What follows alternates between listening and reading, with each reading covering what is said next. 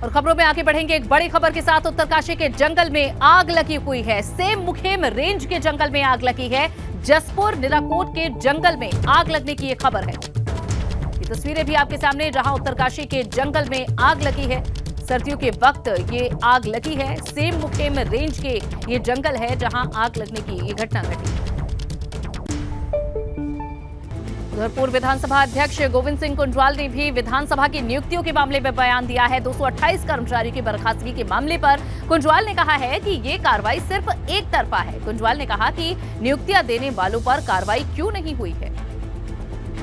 राज्य बनने से लेकर के आज तक जितनी नियुक्तियां विधानसभा में हुई हैं वो सारी अवैध है। अवैध इस कारण है कि उनका विज्ञापन वगैरह जारी नहीं किया गया है, सारी अनियमितताएं हैं, इसलिए सारी नियुक्तियां अवैध हैं। तो इसके आधार पर मैं समझता हूं जो केवल 228 लोगों को निकाला गया है वो निकालना जाना कहाँ न्याय संगत है। अगर सभी लोग की अवैध नियुक्तियां सबकी बताई गई हैं और उसी रिपोर्ट के आधार पर इन्होंने 228 लोगों को निकाला भी है और बाकी लोगों को छोड़ने का क्या कारण है, गलत किया गया है तो क्या कारण है। जो नियुक्ति करता है उनको तो क्लीन चिट दी, छोड़ दिया गया है। जो बेचारे दर दर बेरोजगारी से भटक रहे हैं, जो रोजगार पाने के लिए आगे आ रहे हैं, उनको जो है बर्खास्त कर दिया गया है। गैरसैंण को लेकर हाल ही में त्रिवेंद्र सिंह रावत का बयान सामने आया था, जिसमें त्रिवेंद्र रावत ने गैरसैंण पर कैलेंडर जारी करने की मांग की थी। त्रिवेंद्र रावत के बयान के बाद पूर्व सीएम हरीश रावत धामी सरकार से सवाल कर रहे हैं कि गैरसैंण को लेकर सरकार स्थिति साफ क्यों नहीं करती। उधर भाजपा ने गैरसैंण को लेकर कांग्रेस पर पलटवार किया है। भाजपा प्रदेश अध्यक्ष महेंद्र भट्ट ने कहा है कि गैरसैंण को लेकर भाजपा सरकार गंभीर है, इसीलिए आगामी सत्र गैरसैंण में ही होगा। त्रिवेंद्र सिंह जी को समझ आई थी, लेकिन बड़ी देर में आई। जब उन्होंने गैरसैंण के लिए 25,000 करोड़ की बात कही, ग्रीष्मकालीन राजधानी की कही, जबकि हम राजधानी बनाने के लिए प्रतिबद्ध हैं। ग्रीष्मकालीन राजधानी एक उनका जो है राजनीतिक शगुफा था, मगर हमने उसके बावजूद भी स्वागत किया कहा, और मैंने ही उस समय भी कहा था बड़ी देर कर दी मेहरबान आते आते, और उसके बाद चले गए। अब उनके जाने के बाद अरे एक मुख्यमंत्री ने सपना दिखाया, तुम वहाँ बोर्ड भी नहीं लगा पा रहे हो ग्रीष्मकालीन राजधानी का, एक चपरासी बना दो। हमारी सरकार है जो गैरसैंण ग्रीष्मकालीन राजधानी बनाई है, पिछली बार जो परिस्थितियाँ निर्माण हुई यात्रा के दृष्टिकोण से, वो परिस्थितियाँ बार बार नहीं रहने वाली, उसका पूरा एक स्वरूप सरकार बना रही है। और इस बार सरकार ने ही घोषणा कर दी है कि अगला सत्र जो हमारा बजट सत्र हो गैरसैंण के अंदर।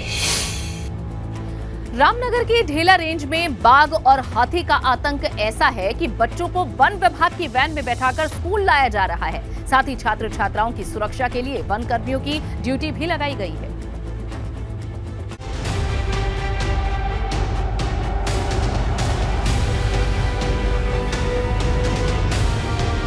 कॉर्बेट पार्क की सीमा से सटे इलाके में हाथी और बाघ का आतंक है। दहशत इतनी बढ़ गई है कि बच्चों को स्कूल भेजते हुए भी डर लग रहा है। बच्चों की सुरक्षा के लिए वन कर्मियों की ड्यूटी लगाई गई है। सुरक्षा के बीच बच्चों को स्कूल लाया जाता है। हाथी का पूरा एक बड़ा झुंड, जिसमें कुछ छोटे बच्चे भी हैं, वो पटरानी से ढेला के जो जंगल वाला रास्ता है 5 किलोमीटर, उसमें बच्चों ने देखा। बच्चों ने हम लोगों को सूचित किया। हमने तत्काल ढेला रेंजर मैडम को सूचित किया, वर्मा मैडम को, और उसके बाद कुछ सुरक्षा दी गई और बच्चों को भी कहा गया कि वो समूह में से आएँ। कॉर्बेट टाइगर रिजर्व की ढेला रेंज अधिकारियों की सलाह है कि बच्चे कुछ दिन स्कूल न आए। इस इलाके में हाथी का एक बड़ा झुंड देखा गया है, जो कुछ बच्चों के रास्ते में भी आ गया था। तो वहीं एक बाघ को भी इस इलाके में देखा गया। वहाँ पर हमको सूचना मिली थी कुछ हाथी के झुंड भी देखे गए हैं और एक फीमेल टाइगर का भी मूवमेंट वहाँ पर बना हुआ है, टाइगर्स का मूवमेंट बना हुआ है। हमने इंटर कॉलेज ढेला के प्रिंसिपल साहब और वहाँ के स्टाफ से भी मुलाकात करी और बच्चों को भी इस बात से अवगत कराया कि क्या खतरे हो सकते हैं और हमें किस प्रकार से सुरक्षा बरतनी चाहिए वहाँ पे। तो अभी फ़िलहाल हमने वहाँ पर उस मूवमेंट पे नज़र भी रख रहे हैं और उसके साथ साथ हमने अपनी 2 टीमें गठित कर दी हैं, जो सुबह आते हुए भी बच्चों के स्कूल आने के टाइम पे और शाम को स्कूल से जाने के टाइम पर भी बच्चों की सुरक्षा का जिम्मा उठाएगी। पार्क प्रशासन की तरफ से बच्चों को स्कूल जाने के लिए एक वाहन मुहैया करवाया गया है। साथ ही वन कर्मियों की भी ड्यूटी लगाई गई है, मगर बच्चों की संख्या काफी ज्यादा है, इसलिए सभी बच्चे इस वाहन में आ भी नहीं पा रहे हैं। ऐसे में कुछ बच्चों को पैदल ही घर जाना पड़ रहा है। ये हाथी शेर के चक्कर में ही हो रहा है ऐसा कुछ। बहुत ये सर्दियों के टाइम पे तो कुछ ज़्यादा ही डर रह जाता है। स्कूल से निकलते टाइम ही हम स्कूल से निकलते और घर आते टाइम तो यही डर रहता है कहीं रास्ते में कुछ दिख ना जाए। और एक्चुअली घर वाले भी कितना छोड़ेंगे, कितना वो करेंगे। सुबह 9:30 बजे तक हमें स्कूल में पहुँचना होता है डर डर के। फिर उसके बाद टीचर्स लोग भी डांटते हैं कि इतना लेट क्यों आ गए। अब सवाल ये कि आखिरकार बच्चे स्कूल आए तो आए कैसे। अभिभावक भी अपने बच्चों की सुरक्षा को लेकर चिंतित हैं। जाहिर है कोविड प्रशासन को ही अब इसका कोई समाधान निकालना होगा।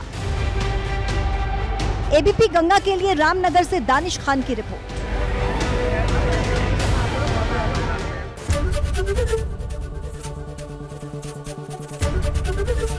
एबीपी गंगा, खबर आपकी, जुबान आपकी।